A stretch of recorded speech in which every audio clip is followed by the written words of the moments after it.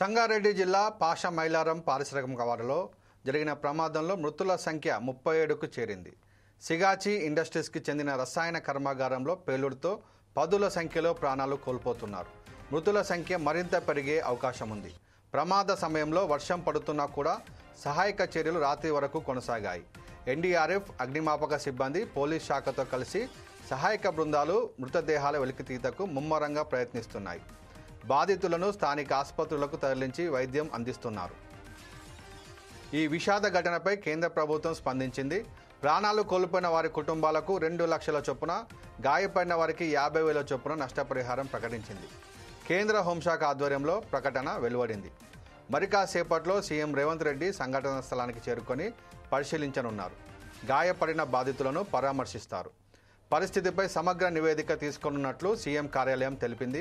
సంఘటనా స్థలంలో విషపూరిత వాయువుల వాసన లేకుండా చూసేందుకు చర్యలు తీసుకుంటున్నారు. పక్కన ఉన్న ఇతర పరిశ్రమలను కూడా తాత్కాలికంగా మూసివేశారు. పరిశ్రమ నిర్వాహకుల నిర్లక్ష్యం కారణంగానే ఈ ప్రమాదం జరిగినట్లు అనుమానాలు వ్యక్తమవుతున్నాయి. ఘటనపై పోలీసులు కేసు నమోదు చేసి దర్యాప్తు ప్రారంభించారు. ఈ విషాద ఘటనపై రాష్ట్ర వ్యాప్తంగా తీవ్ర దిగ్భ్రాంతి వ్యక్తమవుతోంది.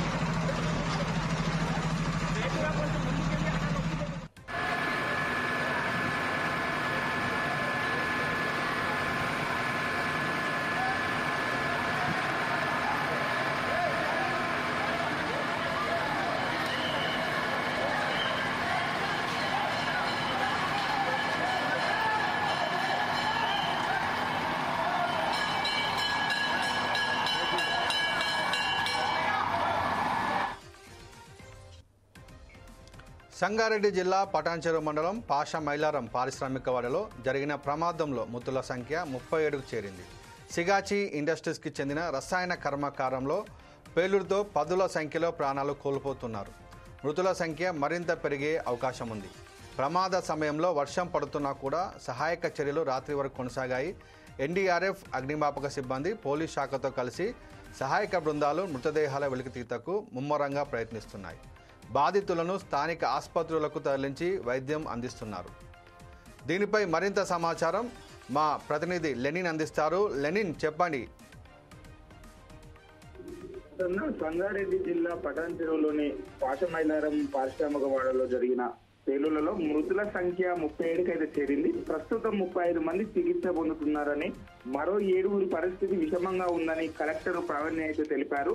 57 మంది సురక్షితంగా ఇంటికి వెళ్లారని, రెస్క్యూ ఆపరేషన్ లో పాల్గొన్న సింగరేణి టీం పాల్గొన్నదని వివరించారు. ధృవ ఆసుపత్రిలో 9 మంది కార్మికులు చికిత్స పొందుతున్నారని, ఇంకా 7 పరిస్థితి విషమంగా ఉందని కలెక్టర్ అయితే తెలియజేశారు. వారు ఐసీయూలో చికిత్స పొందుతున్నారని చెప్పేసి కూడా వివరించడం జరిగింది. అయితే ధృవ ఆసుపత్రికి ఈ రోజు ముఖ్యమంత్రి రేవంత్ రెడ్డి అయితే వెళ్లనున్నారు. పేలుడు ధాటికి దాదాపు 2 కిలోమీటర్ల మేరకు భవనాలు కుంపించాయి. సోమవారం ఉదయం జరిగిన ఈ ఘటన స్థానిక ప్రజలను భయాందోళనకు అయితే గురి చేసింది. సిగాచి రసాయన పరిశ్రమలో రియాక్టర్ పేరడంతో ఈ ప్రమాదం అయితే జరిగింది. రియాక్టర్ భారీ శబ్దంతో పేరడంతో అందులో పనిచేస్తున్న కార్మికులు 100 మీటర్ల అవతలికి అయితే ఎగిరిపడ్డారు. దీంతో పాటు పేలుడు దాటికి రియాక్టర్ లో ఉన్న భవనంతో పాటు అడ్మిన్ బిల్డింగ్ సైతం పూర్తిగా ధ్వంసమైంది. మరికొన్ని భవనాలకు ఏదైతే పగుళ్లు రావడంతో మృతులలో కంపెనీ వైస్ ప్రెసిడెంట్ సైతం ఉన్నట్లు అధికారులు అయితే వెల్లడించారు. ప్రసన్న, లెనిన్, ఏదైతే ప్రమాదం జరిగిందో ఇది కంపెనీ యొక్క నిర్లక్ష్యం వల్లనే జరిగింది అనుకోవచ్చా? నిపుణులు ఏం చెప్తా ఉన్నారు? అయితే ఖచ్చితంగా కొంత నిర్లక్ష్యం అనేది ఉందని చెప్పేసి కూడా తెలుస్తున్నది. ఎందుకంటే ఏదైనా సమస్య ఎదురవుతుందంటే ముందస్తు జాగ్రత్తలు, తగిన చర్యలు తీసుకోవాల్సిందిగా యాజమాన్యం పైన ఉంటది. కాబట్టి ఖచ్చితంగా నిర్లక్ష్యం అని చెప్పేసి కూడా కొన్ని ఆరోపణలు వినిపిస్తున్నాయి కదా.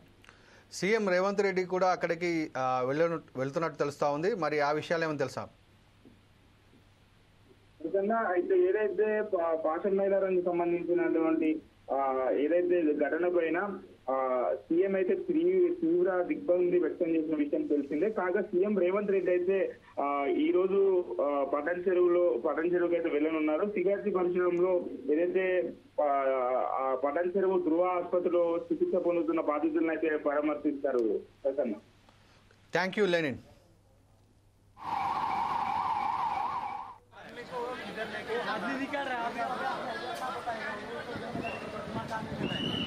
इस 25 आदमी अंदर ही है।